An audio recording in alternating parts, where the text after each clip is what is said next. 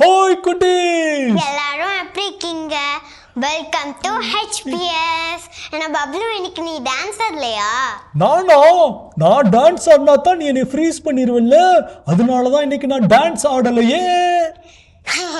நான் மேஜிக் கட்டேன், உனக்கு தெரியுமா பப்ளு? ஐயோ, என்ன சொல்ற? மேஜிக் கத்துக்கிட்டியா? நீ என்னை சும்மாவே ஃப்ரீஸ் பண்ண, இப்ப மேஜிக் வேற கத்துக்கிட்டனா நீ என்ன என்ன பண்ணுவ? தலைகீழ தொங்க விடுமா? ஐயோ, வேணாம் வேணாம் வேணாம் வேணாம் வேணாம், நீ அப்படி எதுவும் பண்ண வேணாம். இப்ப நம்ம இன்னைக்கான ஃபர்ஸ்ட் செக்மெண்ட் பாட்டை பார்க்கலாம். பார்க்கலாமே.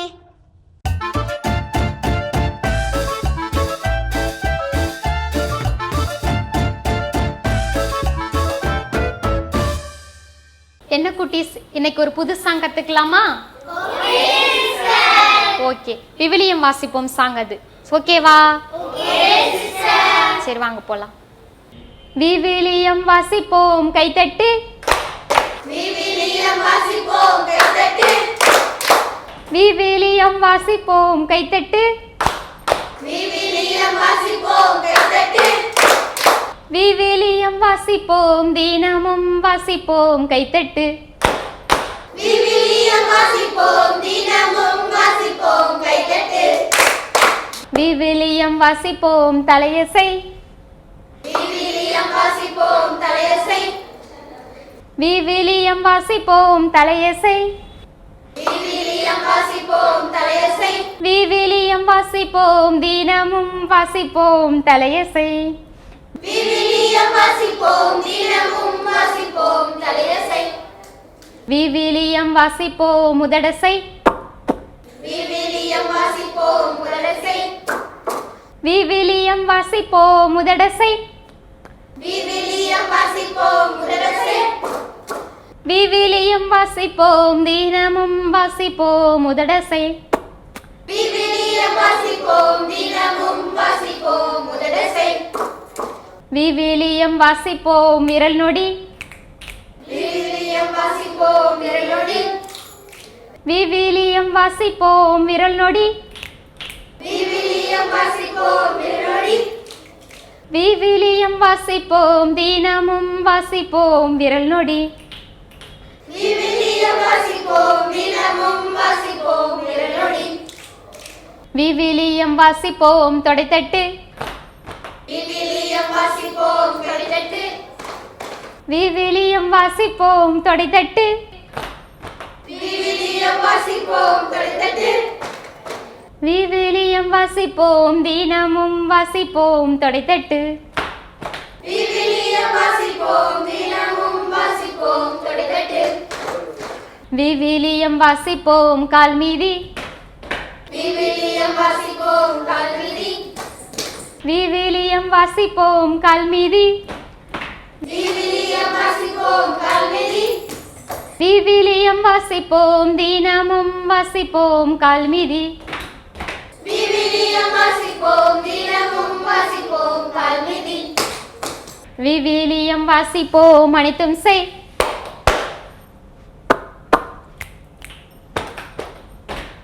விவிலியம் வாசிப்போம், அனைத்தும் செய்.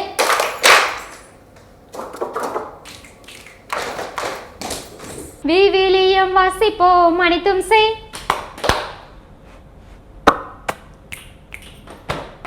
விவிலியம் வாசிப்போம், அனைத்தும் செய்.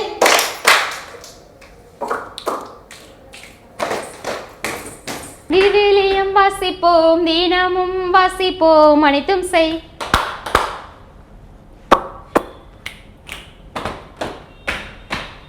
விவிலியம் வாசிப்போம், தினமும் வாசிப்போம், அனைத்தும் செய்.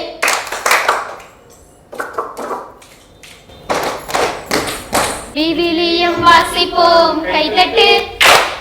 விவிலியம் வாசிப்போம், கைத்தட்டு. விவிலியம் வாசிப்போம், தினமும் வாசிப்போம், கைத்தட்டு. விவிலியம் வாசிப்போம், தலையசை. விவிலியம் வாசிப்போம், தலையசை. விவிலியம் வாசிப்போம், தினமும் வாசிப்போம், தலையசை. விவிலியம் வாசிப்போம், முதடசை. விவிலியம் வாசிப்போம், முதடசை. விவிலியம் வாசிப்போம், தினமும் வாசிப்போம், முதடசை. விவிலியம் வாசிப்போம் விரல் நொடி. விவிலியம் வாசிப்போம் விரல் நொடி. விவிலியம் வாசிப்போம் தினமும் வாசிப்போம் விரல் நொடி. விவிலியம் வாசிப்போம் தொடைத்தட்டு. விவிலியம் வாசிப்போம் தொடைத்தட்டு. விவிலியம் வாசிப்போம் தினமும் வாசிப்போம் தொடைத்தட்டு. விவிலியம் வாசிப்போம் கால்மிதி. விவிலியம் வாசிப்போம் கால்மிதி. விவிலியம் வாசிப்போம் தினமும் வாசிப்போம் கால்மிதி. விவிலியம் வாசிப்போம் அனைத்தும் செய்.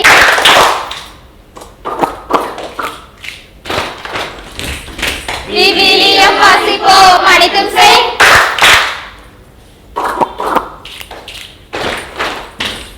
விவிலியம் வாசிப்போம் தினமும் வாசிப்போம் அனைத்தும் செய்.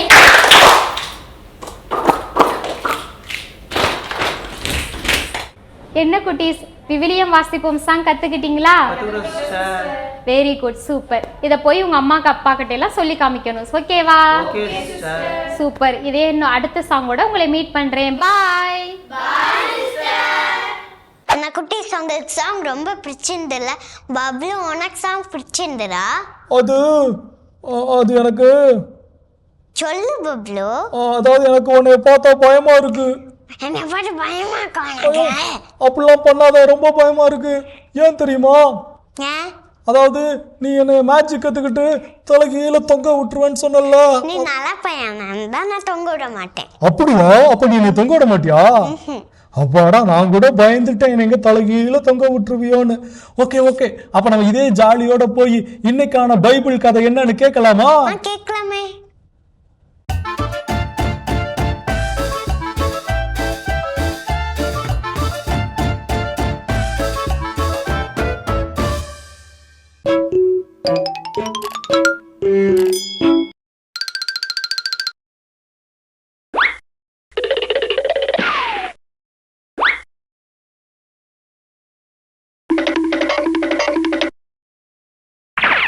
மத்தேயு 18:21 முதல் 35 முடிய. பேதுரு இயேசுவை அணுகி, ஆண்டவரே, என் சகோதரர் சகோதரிகளுள் ஒருவர் எனக்கு எதிராக பாவம் செய்து வந்தால் நான் எத்தனை முறை அவரை மன்னிக்க வேண்டும்?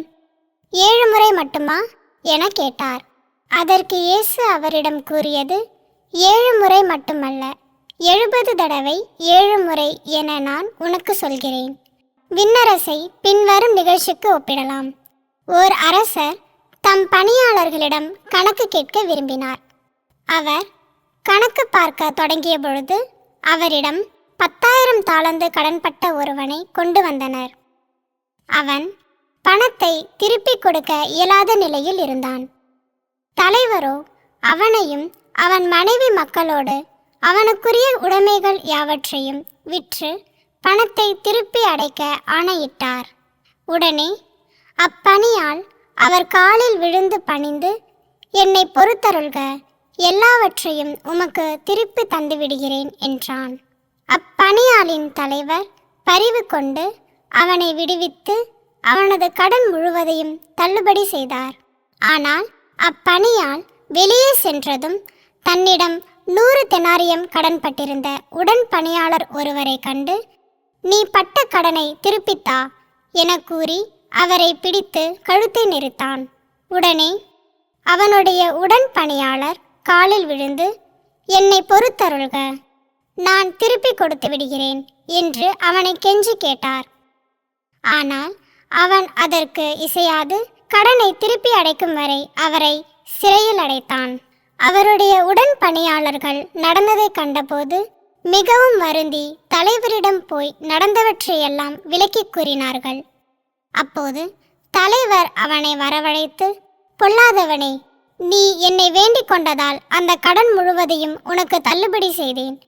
நான் உனக்கு இரக்கம் காட்டியது போல நீயும் உன் உடன் பணியாளருக்கு இரக்கம் காட்டியிருக்க வேண்டுமல்லவா என்று கேட்டார். அத்தலைவர் சினங்கொண்டவராய் அனைத்து கடனையும் அவன் அடைக்கும் வரை அவனை வதைப்போரிடம் ஒப்படைத்தார். உங்களுள் ஒவ்வொருவரும் தம் சகோதரர் சகோதரிகளை மனமாற மன்னிக்காவிட்டால் விண்ணுலகில் இருக்கும் என் தந்தையும் உங்களை மன்னிக்க மாட்டார். ஹாய் குட்டீஸ், எப்படி இருக்கிறீங்க? வீட்டில் விவிலிய பள்ளிக்கு உங்களை அன்போடு அழைக்கிறேன். இன்றைக்கு ஆண்டவர் இயேசு சொன்ன இன்னொரு உவமை, அற்புதமான ஒரு கதை, மன்னிப்பை மையமாக கொண்ட ஒரு கதை. ஒருத்தன் 1000 ரூபா கடன் வாங்குகிறான், இன்னொருத்தன் 1 கோடி ரூபா கடன் வாங்குகிறான். உங்களுக்கு தெரியும் எது பெருசு, 1000 1 கோடியா? அவன் 1 கோடி ரூபாயை மன்னிக்கிறாரு. அவன் வெளியே போய் 1000 ரூபா வாங்கினவனை கழுத்தை பிடிச்சி அமுக்கி அடித்து உதச்சி ஜெயிலில் தள்ளிடுறான். நம்ம பல நேரத்தில் நம்முடைய வாழ்க்கையில் நடக்கிற ஒரு நிகழ்வாக இருக்கலாம். நம்மளாம் சின்ன பிள்ளையாக இருக்கும்போது சொல்லி கொடுத்தாங்க, கா விடுவாங்க தெரியுமா? நீங்கள் பண்ணியிருக்கிறீங்களா? கா அப்புறம் பழம் இல்லை? குழந்தைகளுடைய இதயம் ஆண்டவர் அதனால தான் சொல்கிறார், குழந்தைகளைப் போல மாறுங்கள். மறந்துடும், சீக்கிரம் மறந்துடும். அப்போ எல்லாருக்கிட்டையும் மன்னிக்கிறோம், பழம் விடுறது, இது ஆட்டோமேட்டிக்காக நம்மகிட்ட வர்ற ஒரு நிகழ்வு. சொல்லுவாங்க, to err is human, to forgive is divine. தவறு செய்வது மனித இயல்பு. நம்ம எல்லாரும் தவறு செய்யணும். நீங்கள் யோசிச்சு பாருங்கள், அம்மா அப்பா எவ்வளோ நம்மளை மன்னிச்சுக்கிட்டே இருக்கிறாங்க. ஒரு நாளைக்கு எத்தனை தவறு செய்கிறோம். தண்ணி கோழியை கீழே போட்டுடுறோம், பெட்டில் உச்சா பண்ணிடுறோம், ஹோம்ஒர்க் செய்யாமல் போகிறோம். இப்படி தப்பு எவ்வளோ தப்பு. சின்ன குழந்தையிலேருந்து நம்ம அம்மா அப்பா நம்மளை மன்னிச்சுட்டே இருக்கிறாங்க, நம்மளை தட்டி கொடுத்துக்கிட்டே இருக்கிறாங்க. அப்போ ஆண்டவர் இயேசு சொல்கிறார், பிறர் உங்களை மன்னிப்பதைப் போல நீங்களும் பிறரை மன்னியுங்கள். அப்போது நீங்கள் வளர வளர நம்ம கற்றுக்கொள்ள வேண்டிய ரொம்ப முக்கியமான ஒரு பண்பு மன்னிக்க கற்றுக்கொள்வது. ஃபர்கிவ் மீ, என்னை மன்னிச்சிடுங்க, ஐ எம் சாரி அப்படின்னு கேட்குறது ரொம்ப அற்புதமான ஒன்று. சின்ன விஷயத்துலேயே நம்ம சொல்லலாம், ஐ எம் சாரி அப்படின்னு சொல்கிற அந்த பக்குவம் நமக்கு வேணும். அதுக்கு தாழ்ச்சி வேண்டும். அதுக்கு தான் இந்த இது பாருங்கள், ஆண்டவர் இயேசு பாதம் கழுவுகிறார். என்னை நீங்கள் குரு என்று சொல்கிறீங்க, தலைவர் என்று சொல்கிறீங்க, ஆசிரியர் என்று சொல்கிறீங்க, நானே உங்கள் பாதத்தை கழுவுறேனே. அந்த தாழ்ச்சி என்கிற புண்ணியம் எங்கே இருக்கிறதோ அப்போ தான் அங்கே மன்னிக்க முடியும். அப்போ நம்ம தாழ்ச்சிங்கிற புண்ணியத்தில் வளர ஆண்டவர் நமக்கு அழைப்பு கொடுக்கிறார். அந்த தாழ்ச்சி இருக்கிற போது நம்மளால் மன்னிக்க முடியும். அதான் பவுலடிகளார் சொல்லுகிறார், நீங்கள் மன்னிக்கிறது எப்படி இருக்கணுமா? சூரியன் மறைவதற்குள் மன்னிச்சிடணும்.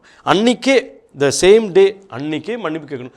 Mummy I am sorry, daddy I am sorry, அப்பா மன்னிச்சிடுங்க, ஃப்ரெண்ட்ஸ்கிட்ட மன்னிச்சிடுங்க, கால் பண்ணி சொல்லுங்க, நான் சாரி, என்னை மன்னிச்சிடுங்க அப்படின்னு சொல்லுகிற அந்த பக்குவத்தை நாம் கற்றுக்கொள்ளணும். சொல்லுவாங்க, God gives and forgives. Human மனிதர்கள் நாம் வி கெட் அண்ட் ஃபர்கெட். அது ரொம்ப தவறான ஒரு பண்பு. கடவுள் எப்படி தாராளமாக கொடுக்குறாரோ அதே போல் மன்னிக்கிறார். சிலுவையில் மன்னிக்கிறார், எல்லா இடத்துலையும் மன்னிக்கிறார். நாமும் மன்னிப்பது 7-70 மன்னிச்சுக்கிட்டே இருக்கணும். அதனால் நம்ம வளர்கிற போதே மன்னிப்பு என்கிற பெரிய புண்ணியத்தை கற்றுக்கிட்டு இருக்கணும். தொடர்ந்து மன்னித்து கொண்டே இருக்க வேண்டும். இது நம்மகிட்ட வளர வேண்டிய ஒரு பண்பு, சின்ன பிள்ளையிலேருந்து வளரணும். அதனால் அந்த இயேசு அந்த பாதத்தை கழுவிய போது அந்த பண்பை நமக்கு சொல்லித் தருகிறார், அந்த தாழ்ச்சி என்கிற புண்ணியம். நம்ம கத்தோலிக்க திருச்சபையில் 7 அருட்சாதனம் இருக்குது. அதில் ஒரு அற்புதமான அருட்சாதனம் ஒப்புரவு அருட்சாதனம். உங்களுக்கெல்லாம் தெரியும், புதுநன்மை வாங்கும் போது முதல்ல அந்த ஒப்புரவு அருட்சாதனம். அந்த ஒப்புரவு அருட்சாதனம் நம்ம மீண்டும் அந்த மன்னிப்பு புது வாழ்விற்கு நமக்கு அழைப்பு விடுக்கிறது. அதனால் நாம் அந்த மன்னிப்பு என்கிற பண்பை வளர்த்து கொள்ள வேண்டும். அந்த மாதிரி கடவுள்கிட்ட போய் மன்னிப்பு கேட்கணும், பெரியவங்கள்ட்ட மன்னிப்பு கேட்கணும், எல்லார்ட்டையும் கேட்கணும். உங்களுக்கு தெரியும், எப்போ அந்த எக்ஸ்பைரி டேட், அந்த நாள், அந்த இரவு போகிறதுக்குள்ளே, விடியறதுக்குள்ளே, சூரியன் மறைவதற்குள் நாம் மன்னிக்க கற்றுக்கொள்ள வேண்டும். அற்புதமான பண்பு. இயேசுவை போல நாமும் மன்னிக்க கற்றுக்கொள்வோம். நாளை மீண்டும் உங்களை சந்திக்கிறேன் இன்னொரு ஊமையோடு. Good bye, God bless you. Wow, சூப்பரான பைபிள் ஸ்டோரி இன்னைக்கும் கேட்டாச்சு. இன்னைக்கான கதையில இருந்து நாம என்ன தெரிஞ்சுக்கணும் லிஃபான்யா? யார் தப்பு பண்ணாங்களோ மாமா மன்னிக்கணும். கரெக்டா சொன்ன குட்டீஸ். லிஃபான்யா சொன்னதை கேட்டீங்களா? கடவுள் நம்மளை மன்னிக்கிற மாதிரி யாரு தப்பு பண்ணி நம்ம கிட்ட சாரி கேட்டாலும் நம்ம அவங்கள ஓகே அப்படின்னு சொல்லி மன்னிக்கணும். கரெக்டா லிஃபான்யா? கரெக்ட். எஸ். அப்ப இது ரிலேட்டடா இன்னைக்கு ஒரு கேம் இருக்கும் தானே? ஆமா இருக்குமே. அப்ப அந்த கேம் விளையாடலாமா? விளையாடலாமே. விளையாடலாம்.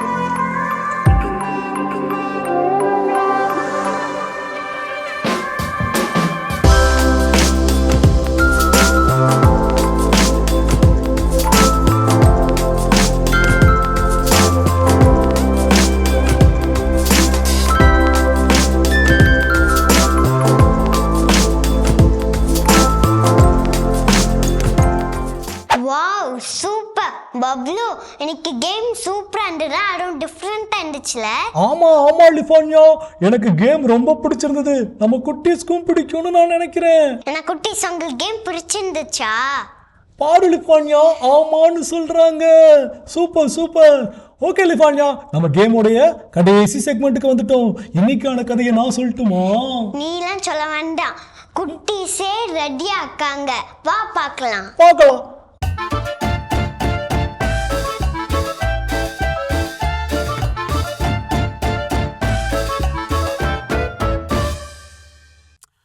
வாங்க வாங்க வாங்க செல்லுங்களா, எல்லாம் எப்படி இருக்கிறீங்க? இன்னைக்கு உங்களை நம்ம HBS ப்ரோக்ராம்ல சந்திக்கிறது எனக்கு ரொம்ப ரொம்ப ரொம்ப சந்தோஷமா இருக்கு. என்ன குட்டீஸ், நேத்து போல இன்னைக்கும் கதை கேட்க ரொம்ப ஆர்வமா இருக்கீங்களா? நானும் உங்களுக்கு கதை சொல்ல ரொம்ப ரொம்ப ஆர்வமா இருக்கேன். இன்னைக்கான கதை யாரோடது தெரியுமா? புனித பிரான்சிஸ் அசிசியாரோட கதையை தான் இன்னைக்கு நாம கேட்க போறோம். நம்ம வீடுகளில் நிறைய பேருக்கு பிரான்சிஸ்னு பேர் வச்சிருப்பாங்க, அசிசின்னு பேர் வச்சிருப்பாங்க. ஸோ இதெல்லாம் என்னன்னா பிரான்சிஸ் அசிசியாரோட நினைவா அவருடைய பேரை நமக்கு வச்சிருக்கிறாங்க. அந்த பிரான்சிஸ் அசிசியார் என்ன பண்ணாருன்னு தெரியுமா? அவர் ரொம்ப பெரிய புனிதர். சில பேருக்கு அவரை பத்தி தெரிஞ்சிருப்பீங்க. அவர் இயற்கை வழியா கூட இறைவனை மகிமைப்படுத்த முடியும் அப்படின்னு தெரிஞ்சு இயற்கையோடு இயற்கையா வாழ்ந்தாரு, இயற்கை கூட பேசினாரு. இயற்கைனா வெறும் செடி கொடி மட்டும் இல்லை, இயற்கையில இருந்த எல்லா உயிரினங்களோடும் அவர் என்ன பண்ணாரு? பேசினாரு, நற்செய்தி தெரிவிச்சாரு. அவர் துறவியான பிறகு அவரோடு இருந்த ஃபாதர் டீம் கூட நிறைய இடங்களுக்கு நற்செய்தி தெரிவிக்க போவார். அப்படி போகும்போது எல்லாரும் ஓய்வெடுக்க எங்கேயாவது ஒரு காட்டுல ஒரு மரத்தடியிலையோ இல்லை எங்கே நிழல் கிடைக்குதோ அந்த இடத்துல உட்காந்துருப்பாங்க. அப்போ புனித அசிசியார் என்ன சொல்லுவார் தெரியுமா? தன்னோட ஃப்ரெண்ட்ஸ் கிட்ட போய், நீங்கள்லாம் இங்கே கொஞ்சம் ரெஸ்ட் எடுங்க, நான் போய் பறவைகளுக்கும் செடி கொடிகளுக்கும் நற்செய்தி அறிவிச்சிட்டு வரேன்னு சொல்லி அந்த பறவைகளோடும் செடி கொடிகளோடும் பேசிட்டு இருப்பாரு. இதை பார்த்து அவங்க கூட இருந்த ஃபாதர்ஸ் எல்லாம், ஏன் இவர் இப்படி பண்றாரு? இவர் பேசுனா அந்த செடி கொடிகளுக்கெல்லாம் கேட்குமா? இவருக்கு என்னமோ ஆயிடுச்சு அப்படின்னு சொல்லி பின்னாடி ஃபாலோ பண்ணி போனாங்க. போனா அங்க ஒரு பெரிய ஆச்சரியம் இருந்துச்சு. புனித பிரான்சிஸ் அசிசியார் அங்க இருந்து பறவைகளுக்கு நற்செய்தி அறிவிச்சிட்டு இருந்தாரு. பறவைகளும் கவனமா உட்காந்து அவரே பார்த்து அந்த நற்செய்தி என்னன்னு கேட்டுட்டு இருந்துச்சு. இதை பார்த்த கூட இருந்த அவங்க ஃப்ரெண்ட்ஸுக்கெல்லாம், ஆஹா இவர் சொன்னது உண்மைதான் போலயே அப்படின்னு நம்பினாங்க. இதே மாதிரி ஒரு தடவை அவர் காட்டு வழியா போயிட்டு இருக்கும்போது அங்க முயல் ஒன்று கூண்டுல அடப்பட்டு கிடந்துச்சு. யாரோ ஒருத்தர் முயலை பிடிக்கிறதுக்காக ஒரு கூண்டு வச்சுட்டு போயிருந்திருக்காங்க. அந்த கூண்டுக்குள்ள முயல் ஓடி வந்து என்ன பண்ணிக்குச்சு? மாட்டிக்குச்சு. இதை பார்த்த பிரான்சிஸ் அசிசியார் அந்த கூண்டை திறந்து விட்டு முயலோட தலையில அப்படியே லைட்டா தடவி பாசமா, இனிமேல் இப்படி மாட்டிக்காத, இங்க இருந்து தப்பிச்சுப்போ, போய் உன் ஃபேமிலியோட உங்க அம்மா அப்பா இல்லை அண்ணன் தம்பி அக்கா தங்கச்சி கூட ஹாப்பியா இரு அப்படின்னு அனுப்பி வச்சாரு. ஆனா அந்த முயல்குட்டி அங்கிருந்து போகல. பிரான்சிஸ் அசிசியார் எங்கெல்லாம் போனாரோ அவர் பின்னாடியே போச்சு. அப்போ பிரான்சிஸ் அசிசியார் திரும்பி பார்த்து, உன்கிட்ட நான் என்ன சொன்னேன்? உங்க அப்பா அம்மா கூட போன்னு சொன்னேன்ல, ஏன் போக மாட்டேக்க, ஏன் என் பின்னாடி வர அப்படின்னு கேட்டாரு. ஆனா அந்த முயல் குட்டி அப்பவும் போல. எங்கெல்லாம் பிரான்சிஸ் அசிசியார் போனாரோ அவர் பின்னாடியே போச்சு. அப்போ பிரான்சிஸ் அசிசியார் அவருடைய சீடர்கள் கிட்ட இந்த முயல் குட்டியை கொண்டு போய் திரும்பவும் காட்டுக்குள்ள விட்டுட்டு வாங்கன்னு சொன்னாங்க. அதுக்கு அப்புறம் தான் அந்த முயல் குட்டி அங்கிருந்து போச்சு. இப்படி பல நிகழ்வுகள் நடந்திருக்கு. இப்படி இருக்கும்போது ஒரு நாள் அவர் ஒரு ஊருக்கு போக வேண்டி இருந்துச்சு. அந்த ஊருக்குள்ள போனா எல்லாரோடைய வீட்லயும் கதவு மூடி இருந்துச்சு. ஏன் மூடி இருக்கு அப்படின்னு கேட்டார்.